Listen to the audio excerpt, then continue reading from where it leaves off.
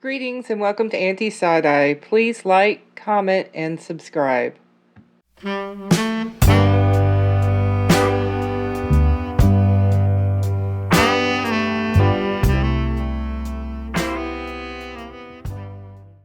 This is Dena Schlosser from Plano, Texas. Back in 2004, while her husband was at work and her two older girls were in school, Dena cut off the arms of her 11-month-old baby, Margaret. She was charged with murder after the child died in the hospital. It says authorities found Dena Schlosser, who was then 35, and her fatally injured 11-month-old baby after the child's father called a daycare center and asked them to check on his wife and daughter in the Dallas suburb of Plano. Schlosser sat calmly in the living room when officers arrived. Her clothes were covered in blood, and the baby laid in her crib in a back bedroom. Schlosser told the police she was responsible for the baby's injuries but denied to elaborate. They did not say whether investigators recovered a knife or another weapon, but they did recover the knife at the scene. It doesn't appear to be accidental. Both arms were completely severed. She was not talking when she left here. She was very quiet and subdued, police officer Carl Duke said.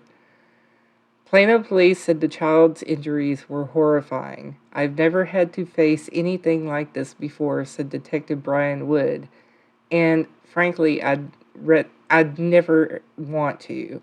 My sympathies go out to the family and the first responders on the scene.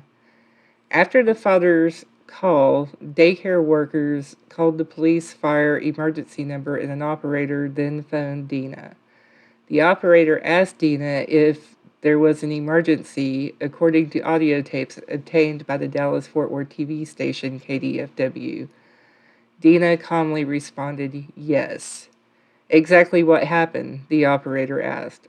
I cut her arms off, Dena replied, as the hymn, He Touched Me, played in the background.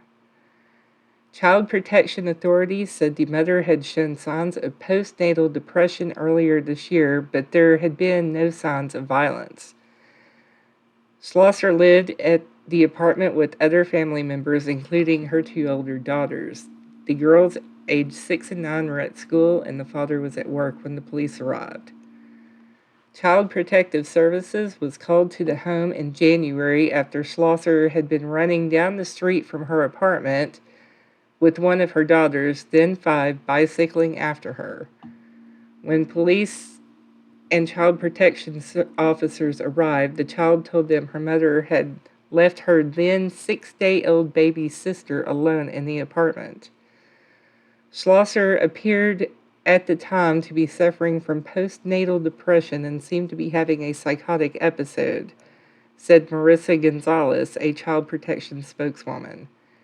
At the time, Schlosser was hospitalized for a few days. Her other two daughters were released to their father, who told authorities Schlosser had been acting strangely since the birth of their third child.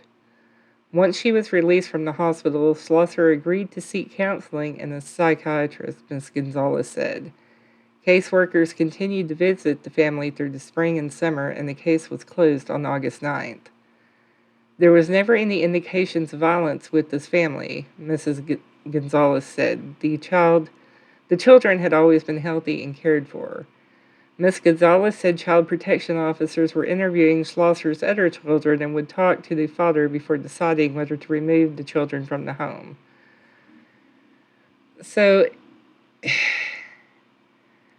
But come to find out, this is all related to, well, her mental state for one, and the influences of a preacher. Another article said, the night before the Texas woman killed her 11-month-old daughter, she told her husband that she wanted to give her child to God. Which, this all comes from a church that she was attending and the influences of the preacher. Now, in 2006, the husband, Mr. Schlosser, it says, testifies in case of woman who cut off baby's arms. The woman accused of killing her infant daughter by cutting off the girl's arms had said a few days earlier that she wanted to give the baby to God, her husband testified. Dena Schlosser was leaving church about a week before the girl's November 2004 death when she said she wanted to give Maggie to Pastor Doyle Davidson. John Schlosser said. She said, I want to give the baby to Doyle. She said, I want to give the baby to God. Now, that should have been a red flag. I mean, number one, you know your wife is having issues. Child Protective Services have been called. Why are you leaving her alone with the baby? I don't understand this because there apparently has been issues before this. She has a history of mental illness. Dena was born in 1969 and grew up in Texas. At the early age of 8, she was diagnosed with hydrocephalus, which is a condition where the cerebrospinal fluid builds up inside the brain. It causes massive amounts of pressure in the skull and can result in headaches, double vision, poor balance, and mental impairment. Sometimes in babies, it can result in an increase in head size. She had 8 surgeries before she turned 13. The surgeries were on her brain, heart, and abdomen. But it says that she met her husband, John, while in college. She was able to graduate with a bachelor's in psychology, but John never finished his degree after skipping so many classes. The couple was married after college and had 2 beautiful daughters. Dena stayed at home with the girls while John worked in the computer science field. But their problems really began when they started attending a church called Water of Life. The head of the church was a man named Doyle Davidson. He once was a veterinarian and that switched career paths to become a pastor. He was more of a cult leader than actual pastor, with plenty of harmful teachings. He swore that God spoke directly to him and preached on television regularly. To give you a better idea of the kind of man that Davidson was, he preached that a victim of the infamous Columbine shooting would have been spared if she had just had more faith. Davidson also believed that a Jezebel spirit had control over the city that his church resided in, Plano. He taught that the spirit would attach to women who would then lure men into sexual circumstances. There was an article in D Magazine called The Devil, Doyle Davidson, and Dena Schlosser, and this was written September 25th of 2014. And it states, it's hard not to have a visceral reaction to reading about what Dena Schlosser did to her own child one morning in 2004.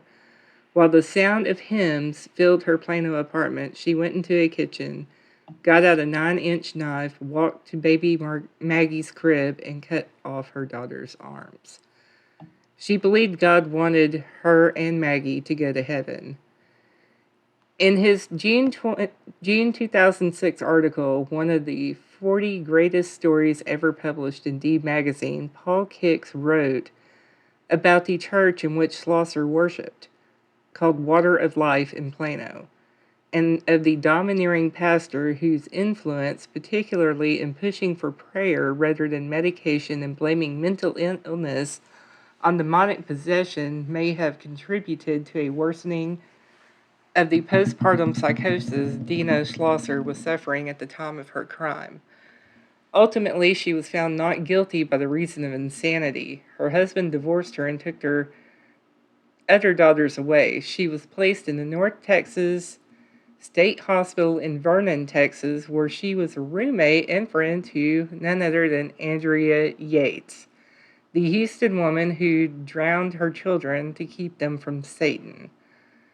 After years of treatment, Schlosser was released to outpatient care. She was most recently in the news in August of 2012 when she was working at a Walmart in Terrell, but was fired after WFAA called the store asking about her.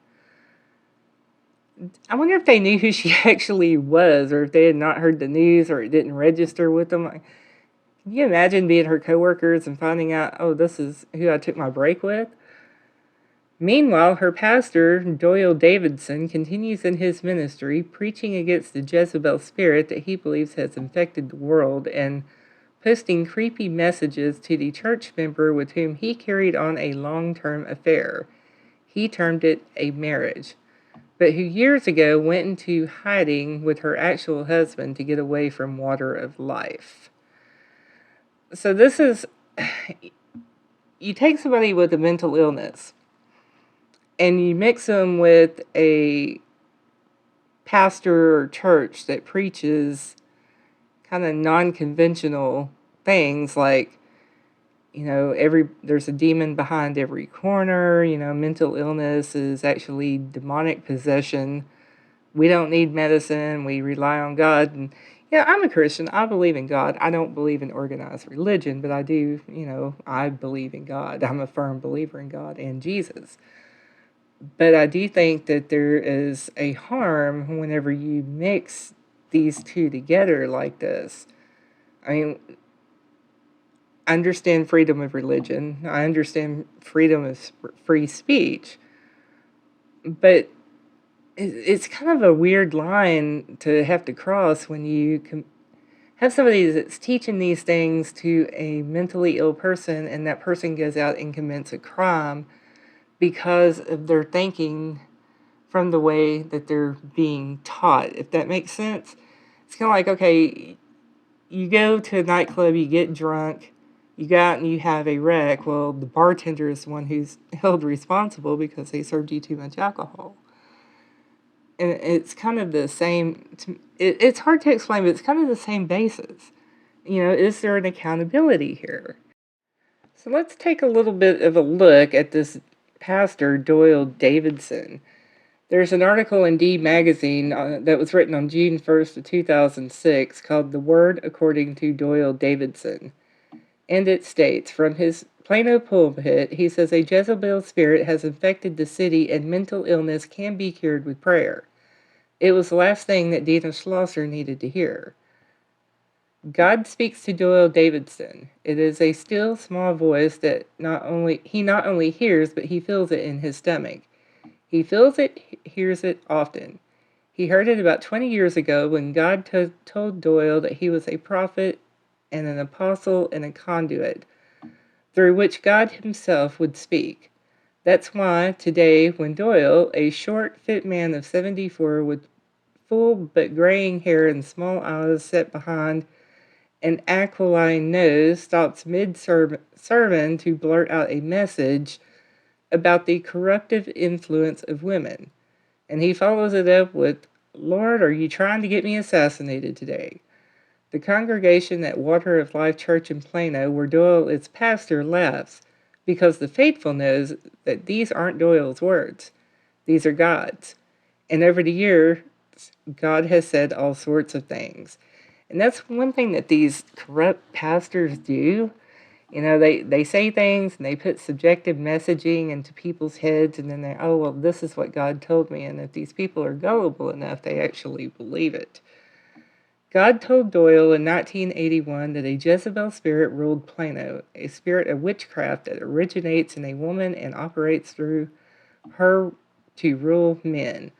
God told Doyle he prefers first name only to inform a married woman named Lisa Staton that she was no longer married to her husband J.R., but married to Doyle. And never mind that Doyle himself was married at the time. God's law is above that of a man. The Statons have since gone into hiding, yet Doyle has continued to write Lisa emails, sexually suggestive emails, threatening emails, loving emails, and post them on his website. This is, after all, what God has told Doyle to do. And that's another example. They do things and, well, God told me to do it.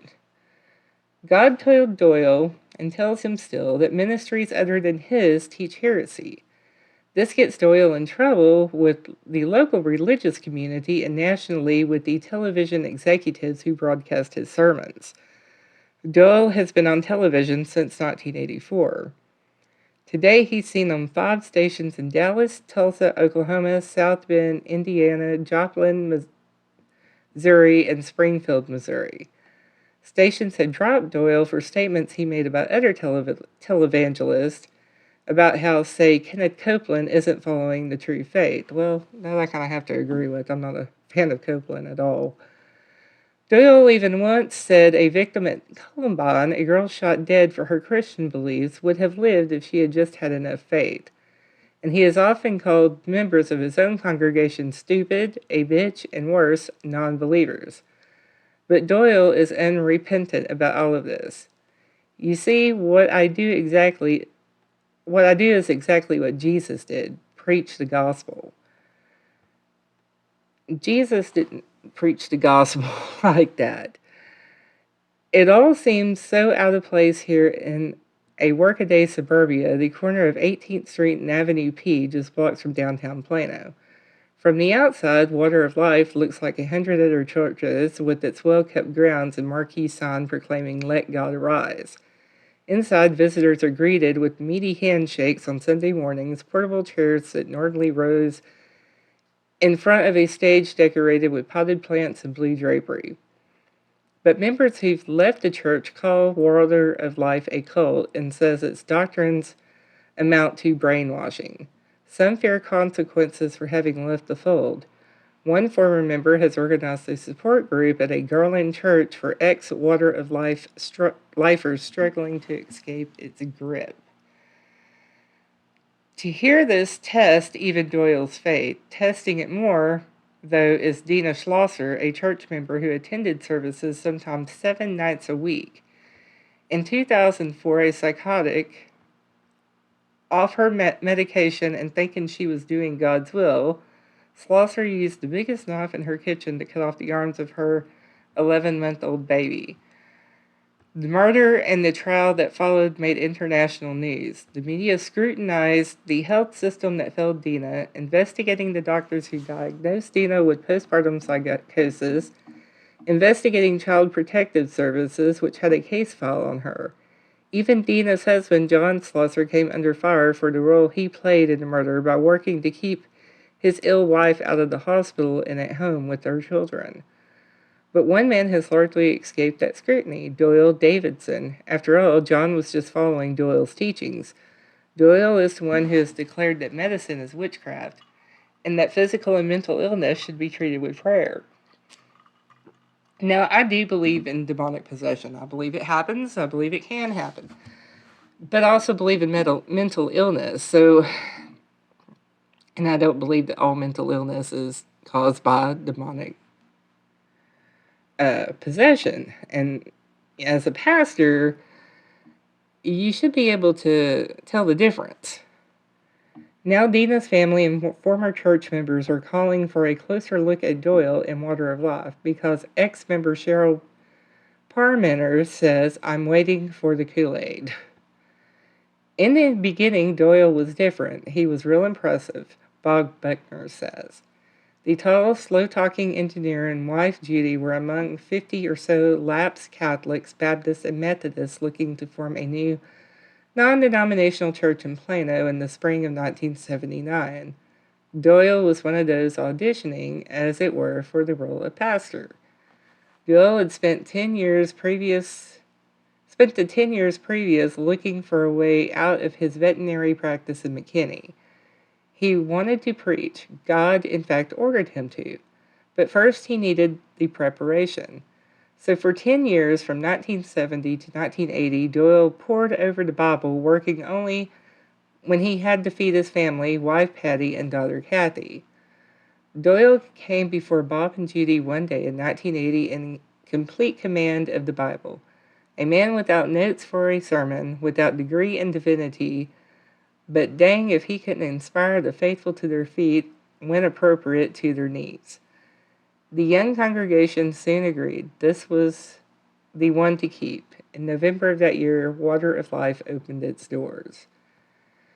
And it was the place to be, Bob says. Bob and Judy moved recently into a large ranch house at the end of a dirt road outside of McKinney.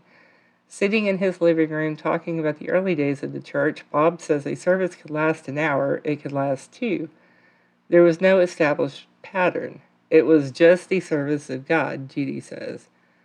Doyle often asked parishioners to repeat a verse in a song to better draw oneself closer to God. His sermon itself took an hour and a half sometimes, but it was always engaging. He could explain the Bible better than anybody I've ever been around, Bob says. But after the service, Doyle often prayed for the sick among them. We saw miracles and healings. Ever so slightly, though, the tenor of the church changed. In July of 1981, God told Doyle that the evil spirit ruled Plato, the Jezebel spirit, the manifestation of a pagan prophetess who, in the Old Testament, married King Ahab of Israel and seduced, by her wickedness, 850 men. Doyle shared the news with his own congregation. I've never heard of the Jezebel spirit, Bob says. Few, if any, had. But within the next few years, to hear Doyle tell it, I watched that spirit take over almost every person in his church. That included his wife, Patty. The Jezebel spirit was so strong within her that Doyle says, I took her out of my life. God put a sword between us, and that was it. They would still live together. They never filed for divorce. Doyle provided Patty money, clothes, new cars. But Doyle no longer considered Patty his wife. Her and I both understood that God split us apart. Now, I kind of wonder with people like this who start out and they're a real good pastor and then everything starts to go to their head and they start, saying God told me this and God told me that. And it's, very unconventional things that God's telling them, like this guy here, we're no longer married. God put a sword between us. And so I wonder if that's mental illness or demonic possession of that person. That's something to kind of think about. But it says, but the parishioners knew none of this, nor did they know that in 1987, God gave Doyle a new spouse, a young, attractive brunette parishioner named Lisa Staton. They didn't know of it because Doyle didn't make it public. Of course he didn't. It wasn't the right thing to do, Doyle says, but one person did tell was J.R. Staton, Lisa's husband. When J.R. asked his wife about it, she said, J.R., don't believe him, he lies. So just as Doyle and Patty never separated, Doyle and Lisa never legally wed. What then to make of this marriage? In a word, it was an affair. My daughter had the discernment to see it, Cheryl Parmenter says. She said Doyle watches Lisa's butt. Parmenter joined Water of Life in 1983, shortly after her sister's wedding there. She found in Doyle the authority figure she had never had in her indifferent father or alcoholic husband. I mean, you sit back in church and you're like, she takes a deep breath, you're impressed, because he was so sure of himself, Parmenter said. This charisma, however, kept Parmenter from believing what her daughter thought of their pastor. But that would change. The signs became more obvious as time went on. By the early 90s, Doyle and Lisa had taken to leaving church together. One day, Parmenter and her sister got into a car and followed Doyle and Lisa at a safe distance into a wooded area. Doyle parked behind some bushes. Parmenter couldn't see anything but imagine what was happening. How could he? She thought. Then she had worked in the church nursery for years, even after she suspected her husband of abusing their children. It tore her apart. These times when she could have spared the kids beatings if only she had been home. She had pleaded with Patty Davidson to let her out of work, but no, Patty conferred with Doyle, and he said nursery was where God wanted her to be, and Parmenter obeyed. And then her pastor out in the woods with the parishioner's wife. Parmenter and his sister screamed at Doyle and Lisa, thinking they couldn't be identified. But a few days later, at 6 in the morning, Doyle called Parmenter's sister. He quoted her from 1 Corinthians chapter 5, and said, if she didn't repeat for her sins against his ministry, I will pray to God to turn you over to Satan for the destruction of your flesh. And of course, Doyle doesn't remember making that call. And that's another thing they do. They pick out little bits and pieces of the Bible and little certain verses to use it to fit their own needs. Parmenter left the church. It wasn't just what she perceived the call as a threat. She had had enough of his dogmatism. What Doyle taught, Parmenter says, was if you come against me in my ministry and my teachings, you're coming against Jesus.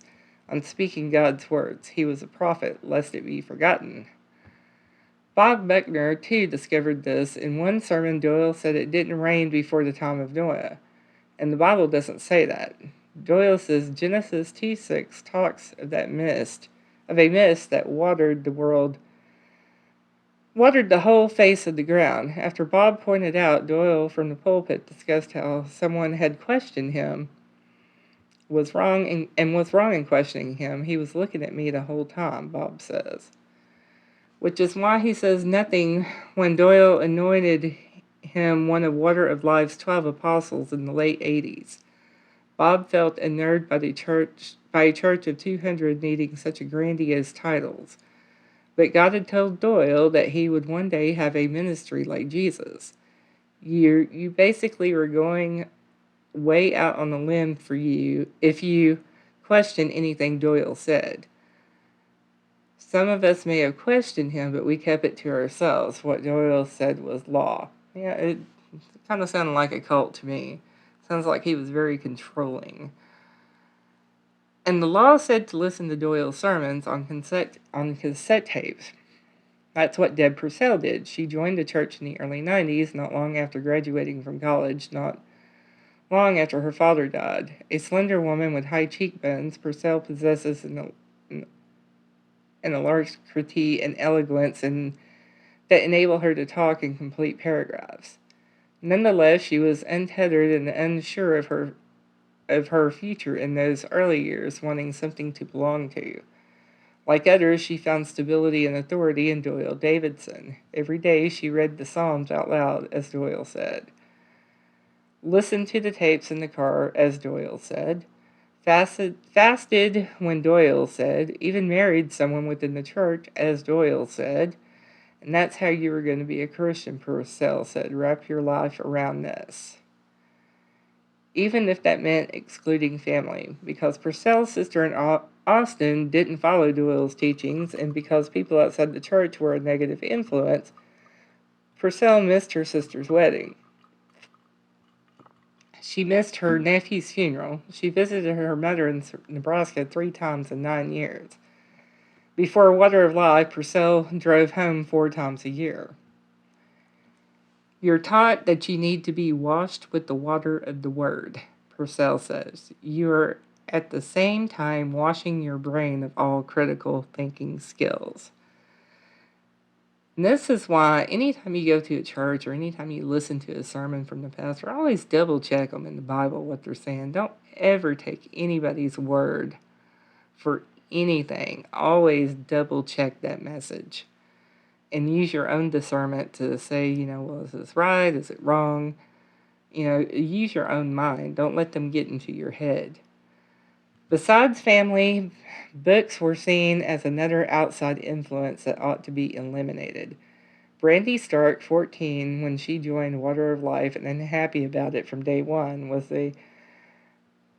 an avid reader. Stark's mother, child of the 60s, forever atoning for her past, brought her to the church in the mid-90s. For 6 years, Stark attended Water of Life against her will.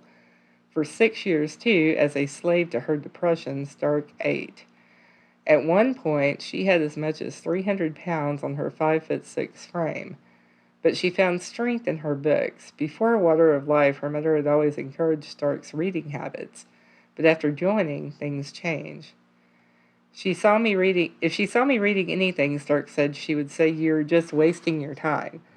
You're wasting your life. There's only one book you need to read." Church members who visited Stark and her mother were appalled at Stark's library, she says.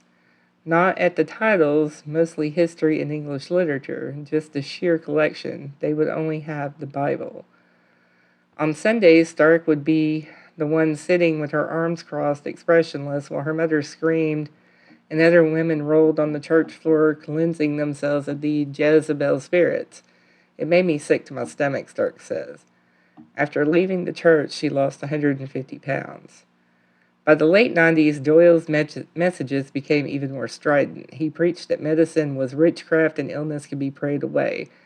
Science was a falsehood, and mental illness was nothing more than demonic possession, and that is a very dangerous thing to preach. Yes, I believe in prayer. I believe in healing. I believe God does work miracles, but I also believe that God works through doctors. Dena and Don Schlosser joined Water of Life shortly after moving to Fort Worth from Chicago in 2000. A neighbor had recommended the church to the young couple. They were both 32. The Schlossers watched some of Doyle's sermons on television. Even though attending services meant driving 100 miles round trip, they wanted a sense of community that the church could provide. Dena and John were raised Catholic, but their faith had lapsed over the years. They met as college freshmen in upstate New York. They were both heavy set and a bit reserved. They shared a core group of friends. It took a year before John asked Dena out. He liked how caring she was. Dena once called the Illinois version of Child Protective Services after watching a mother spank her child in a grocery parking lot. The couple married in 1990 and Dena graduated a year later.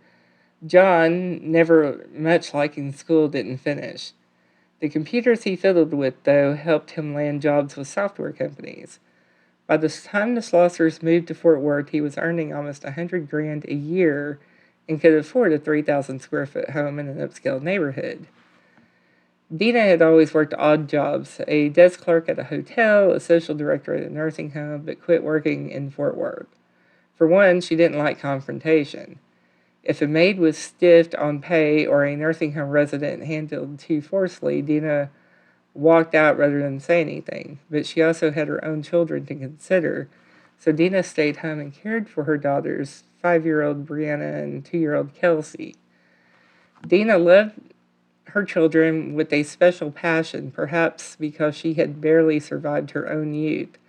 Dena had excessive fluid on the brain at age 8, and most likely the result of an earlier childhood injury. A condition known as hydrocephalus required 7 surgeries in which doctors drained the fluid from Dena's brain. 3 surgeries shortly after it was diagnosed in Chicago, where Dena and her family lived at the time. 4 more in junior highs in Houston, where the family moved for her stepfather's work. These were risky procedures. Dena came out of them clumsy and withdrawn. Dena's mother, Connie Nicholas, a vivacious petite woman with an almost desperate bond to her only daughter, considered Dena fortunate to see her 18th birthday. As a result, Connie never raised her daughter to be independent. After she moved out, Dena phoned frequently, even more after Connie developed Parkinson's. Dena would call to ask, "What should I make for dinner?" She'd call to get her mother's opinion, the red one or the blue one. And later, after she started going to Water of Lives, "Let me tell you about Doyle." Connie and her third husband, Mick McCauley, a fast-talking Canadian with big shoulders and a PhD in counseling, listened as Dena gabbed endlessly about Doyle, how Connie and Mick should watch his sermons online, how they should listen to his audio tapes, and intrigued they did. But what the McCaulays saw and heard disturbed them. By 2001, Connie's Parkinson's had advanced, slowing her movements. She and Mick visited Dena from Chicago, where the couple lived in part due to the illness, but in equal measure because of their suspicions of the church. They saw its effect immediately. John lost his job early that year and took unemployment. The McCaulays worried about the couple's financial state, but Dena didn't. She said God would provide. A big recurring theme was God's direction in all things, Mick says. Yet by July, the couple needed money, lots of money. All told, the Schlossers received about $35,000 from Dena's biological father and from the McCaulays. A sizable chunk of it, Mick McCauley later learned, went to the church. Bill talked a lot about the reciprocity of Luke 6:38. Give, and it shall be given unto you. And that's what these prosperity preachers hang up on. The church changed the Schlossers in other ways, too. During one visit in 2002, Brianna had a cough, and Connie, a nurse, brought over some Robitussin. Dena dropped it in the garbage can. "We don't use that," she said. "We use prayer." During another visit, Connie discovered the Schlossers went to church not only on Sunday, but 5, 6, sometimes 7 days a week. With an hour drive each way, the girls got to bed some nights at 10:30. On these nights, they sometimes went without dinner. Connie worried about her grandchildren's welfare. "What are you doing?" "They're young children," Connie asked, calling one night from Chicago. "They're hungry. They're not getting their dinner." Dena said, "God has not directed me to do anything other than what I'm doing." So Connie called Doyle and told him he needed to talk to Dena about the kids. Connie claims Doyle said she was a heathen infected with the Jezebel spirit. "And women who stand in opposition to me should have been known to disappear," he allegedly says. And of course, Doyle denies making that comment. "Are you threatening me?" Connie asked. "Women who stand in opposition to me have been known to disappear," Doyle repeated. Connie slammed the phone. But she did not give up. Connie and Mick pleaded with Dena and John to be open to other ideas, and not just lefty, multicultural kumbaya ideas. They pleaded with the Schlossers to consider any other Christian perspective, but it went nowhere. In the fall of 2002, the bank foreclosed on the Schlossers' home. Dena, deferring to John more than ever, learned of the news 2 nights before they had to vacate the house. She called Connie frantic, Mick says.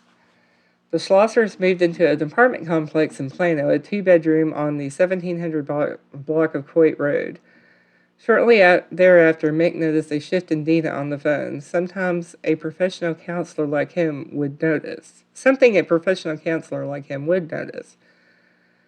With death slowly crippling her mother and her husband in financial trouble, Dena shifted her dependency to Doyle, Mick says.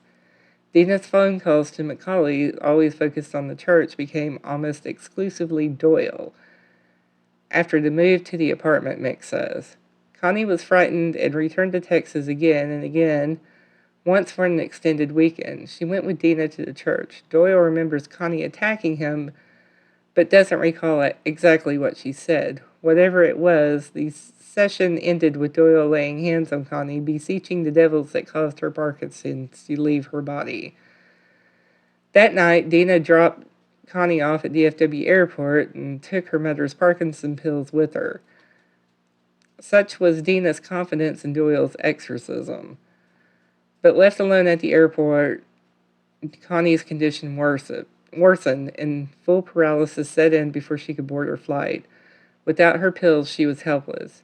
She spent the night in a terminal, sitting in her own feces. In the morning, someone in the airport noticed her condition, dug through her luggage, and found some pills that Connie had forgotten, and was able to get her back to Chicago. In December of 2002, doctors at the Mayo Clinic put stimulators on Connie's brain, hoping to stem the disease's process.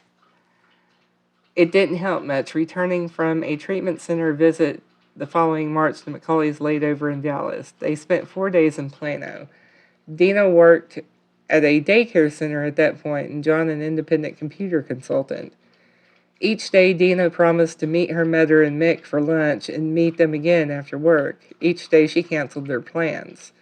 Mick and Connie watched movies all day at the La Quinta Inn, spending a few minutes each night with their grandkids when Dena dropped them by after church.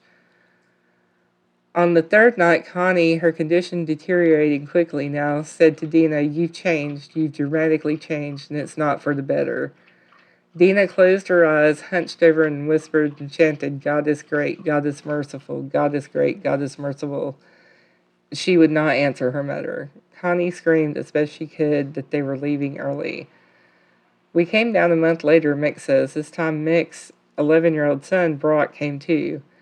Same thing happened," Mick says. Dena canceled plans with them, bringing her daughters by only after church and never allowing the McCaulleys to stay at the apartment.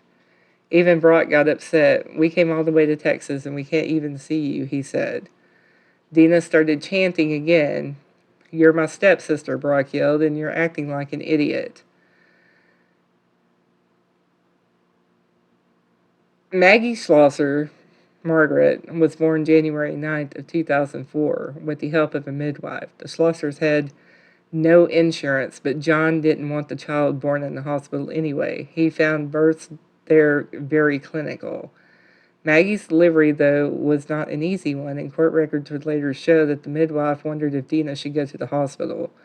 But the Schlossers refused. Maggie was eventually born in the apartment. I love that John would later say in court testimony. Dena didn't, and not for obvious reasons. She believed she had given birth to twins, a boy and a girl, and the boy had died at birth and already returned to God. The day after Maggie's birth, as Dena was reading the Bible, the word cut jumped off the page. Dena slit her wrist, and John found her in the bathroom holding the baby. Blood stained the floor, but John never took Dena to the hospital that day. I didn't think to, he would later say. Instead, he put band-aids on her wrist, and the couple prayed about her condition until she improved.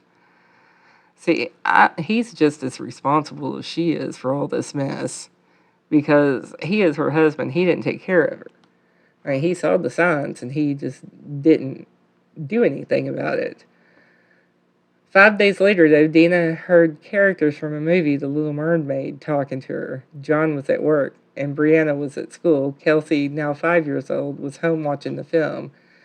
Then the television itself began laughing at Dena. Dena burst out of the apartment. Kelsey chased after her, but her mother, 6 days after giving birth, was walking much too fast. A short time later, police dispatch got a call about a woman standing at an intersection with her arms raised heavenward, and this was about 2 miles from the Schlossers' apartment on Coyd.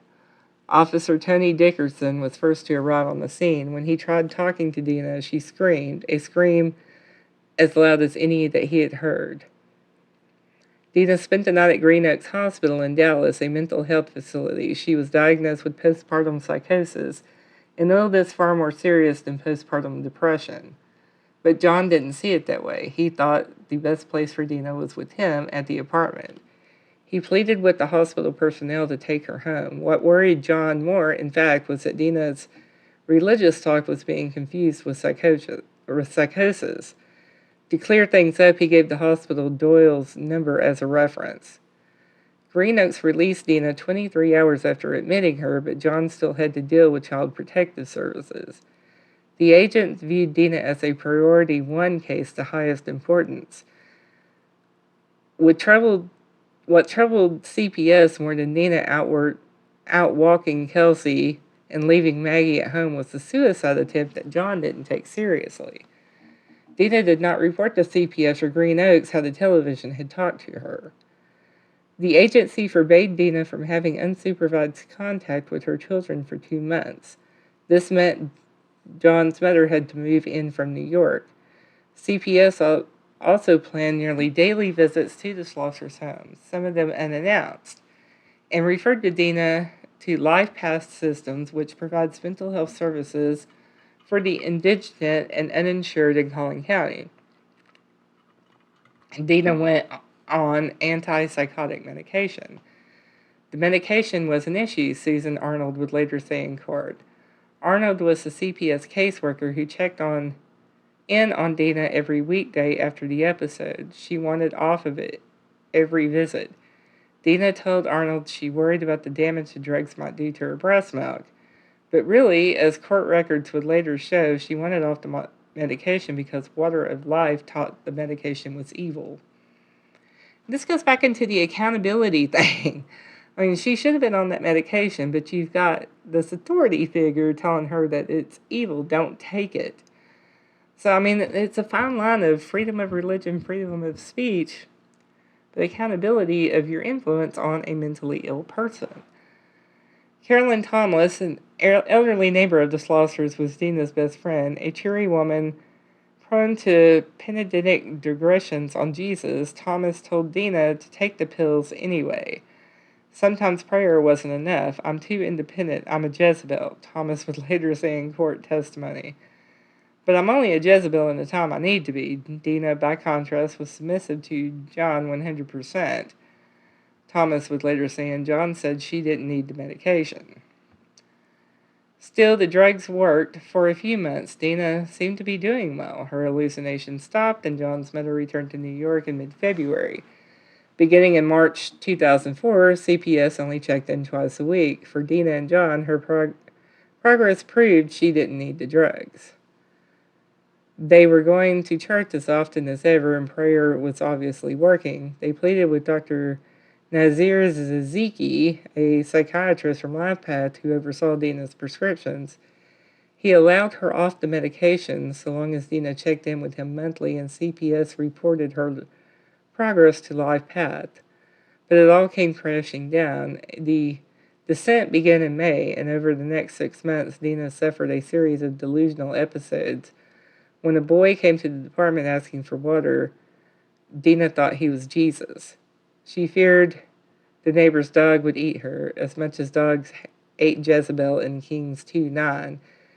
She had a preoccupation with the Jezebel spirit, God court documents would later show. And well, I wonder why. She had this guy drilling this into her head 6, 7 days a week. When the CPS caseworker Jamie Burris visited the Schlossers' home on May 18th, Dena looked different, depressed. Dena said she was fine, just tired. And this was true. Dena hadn't slept in 3 days, reading the Bible fervently at night. She told Burroughs none of this, but after Burroughs left, Dena called her back to the apartment. She said she was disappointed with herself and wanted to please God. But Burroughs would later say, not knowing what was going on, Burroughs gave Dena her cell phone number and told her to call if anything happened, but Dena never did. That night, she rose from bed and checked herself into Plano Medical Center 2 blocks from the apartment complex. A short time after Dena was admitted at 4 a.m., an attendant found her on the bathroom floor growling. Once more, though, doctors released her after John persuaded him that the best place for Dena was home. The medical staff put her on antipsychotic medicine, and John promised to visit LifePath during work hours. The Schlossers did go to LifePath that day. They told Dr. Zeke that Dena needed to be put back on medication, but they never told him why. And they never told Mick and Connie much either. Dena called every day, numerous times a day, but she never told her mother or her stepfather, with his PhD in counseling, about the suicide attempt or checking herself into the hospital or much else. The only thing Dena really talked about was Doyle. What was alarming to us, Mick says, is that we sensed there was a franticness on her part to bring us into the fold so we would not be excluded by her. She excluded others, the relatives, for example, who failed to see Doyle in the light she did. She didn't phone them anymore. And earlier that year, her parental grandparents, 2 people she loved dearly in her youth, had died within 6 months of each other. The funerals were a car trip away in Oklahoma, but Dena attended neither of them. Mick felt he and Connie were the next to blacklist, but they wouldn't agree with Dena about Doyle, because the church seemed to be getting stranger. On September 9th of 2004, Doyle knocked on the front door of Lisa Statton's house. In the years since the 1987 affair or marriage, he continued, but recently Lisa's interest in it had waned. That evening, she refused to let Doyle in, but J.R. Statton, Lisa's husband and one of the 12 apostles at Water of Life, did let Doyle in. Doyle then headed upstairs where Lisa was, threw her on the couch, and began choking her. Doyle said he was casting out Lisa's demons. J.R. heard Lisa yelling, ran upstairs, wrestled Doyle off of her, ducking a punch in the process, and called 911. When the cops came a little before midnight, they noticed redness on Lisa's chest and throat, and they smelled alcohol on Doyle's breath. He was arrested for public intoxication. Doyle says now the arrest report is false, and evil spirits called J.R. and Lisa to lie to the police. And God will judge them for that. After Doyle bonded out of jail, he felt he was wrong to have appointed J.R. as an apostle. Freed of the church and its responsibilities, J.R. took Lisa and their children and went into hiding. They never pressed charges, and to this day, former church members and authorities do not know the whereabouts of the Statton family. 2 months after Doyle's arrest, it still troubled Dena. The police were wrong, just like Doyle said. She told John on Friday, November 19th, that she was driving to the police station to defend Doyle. John thought better of it. No point in stirring up a debate over an old case, but Dena was adamant. In truth, she had been acting strange the whole week. The previous Sunday, Dena had gone to church with her neighbor and friend Carolyn Thomas. On the drive home, Dena started hissing. She wouldn't quit. "Stop that," Thomas said. Thomas began to pray for Dena. According to court testimony, Thomas wondered if Dena had stopped taking her medication. I don't know what I would do if I was driving somebody somewhere and they started hissing. She had stopped taking her meds in July when LifePath screwed up paperwork and incorrectly told the Schlossers that they could receive the drugs only if they paid for them in full. They couldn't and never bothered to clear up the mistake. CBS had closed its case in October. Around the night of the hissing incident in November, Dena heard a chainsaw and thought Jesus was building an ark. She took Maggie and walked outside looking for the noise. She apparently never found it. The night after the hissing incident, Dena talked with Thomas about spirits jumping from one person to another. Thomas told her to put her mind on something pure like Jesus. And then, that Friday, the 19th, Dena implored to John to take her to the police station. Instead, John took Dena to work with him so she wouldn't be alone. He didn't notify CPS or LifePath about Dena's behavior, but he did have a sit-down with his wife and Doyle that weekend. Doyle told Dena she shouldn't get involved with the police, and that seemed to placate her. That Sunday, Dena said something very odd. According to court documents, as she was getting the children ready for church, Dena dressed 10-month-old Maggie in white. She said she wanted Doyle to marry the baby. John convinced his wife to put another outfit on the child, but he again did not notify LifePath or CPS. After church, Dena said she wanted to give her baby to God. John told her she was confused. Again, he didn't notify anyone. Instead, Schlossers prayed about it and went to bed. See, to me, John is just as, if not more, responsible for what happened as Dena is. I mean, he knew all this stuff was going on, but he ignored it. The next morning, John told Dena to listen to recorded hymns. The singing soothed her. He took the older girls to school and tried calling Dena at the apartment about an hour later, and she didn't pick up. According to court testimony and the documents, that morning Dena was convinced that God wanted Maggie. God wanted Maggie and her to go to heaven. It was laundry day at the Schlosser home. Clothes and towels were piled high in the bathroom sink and on the mattress in Dena and John's bedroom, but Dena didn't concern herself with that now. With the sound of hymn singing filling the apartment, Dena went to the kitchen, passed 5 pictures of Maggie on the refrigerator door, and found the knife set. She took out the biggest one she could find. It had a 9-inch blade. She went to Maggie's crib, held the knife over her baby's left shoulder, and began cutting. Maggie screamed. Court records would later show that she had more than 50 marks on her left cheek, marks where the knife's tips punctured her skin as Dena saw deeper into the shoulder. Blood splattered the crib's rails, but Dena kept cutting through the left shoulder blade and clavicle, severing the baby's arm. Ugh. The house was now silent, except for the music praising God. Dena turned the knife on herself, going to work on her own left shoulder. For whatever reason, though, after sawing into her own muscles, she stopped.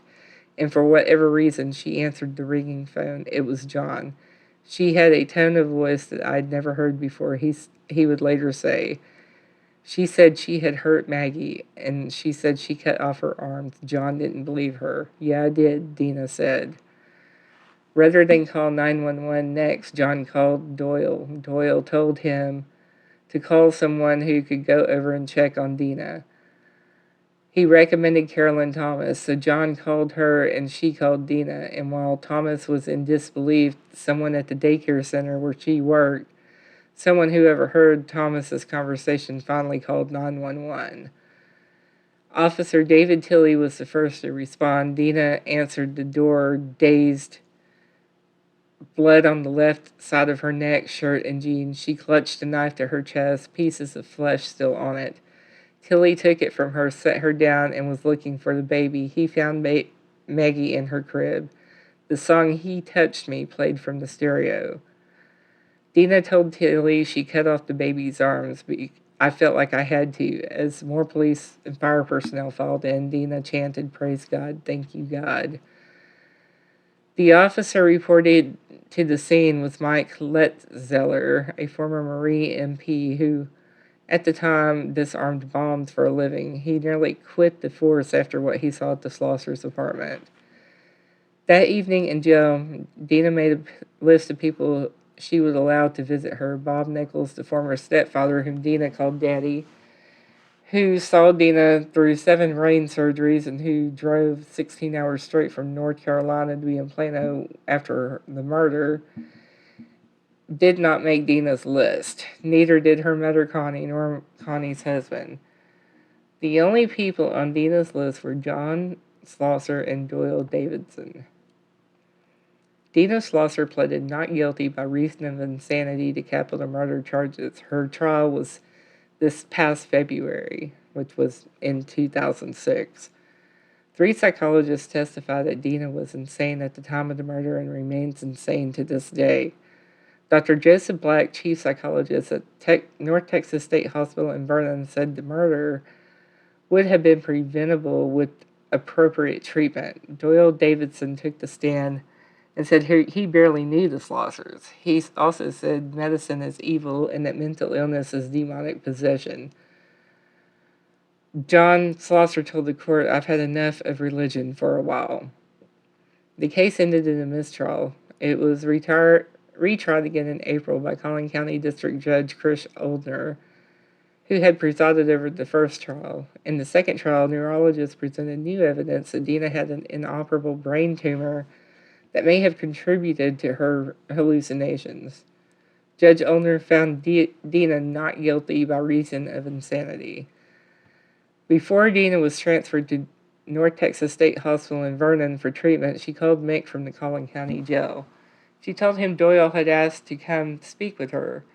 Mick said she shouldn't allow it. He told her of the messages that Doyle had put on his website saying the devil worked through Dena against his ministry. Dena seemed puzzled that he would say that. "I still love Doyle," she says. So I blame the parents, of course, Dena. I blame her husband for not taking care of her and looking out for her best interest, knowing that she was having these episodes. And I blame Doyle. I mean, the message that he was preaching is a dangerous message. Anyhow, thank you for watching, and I hope you all have a good night. Goodbye.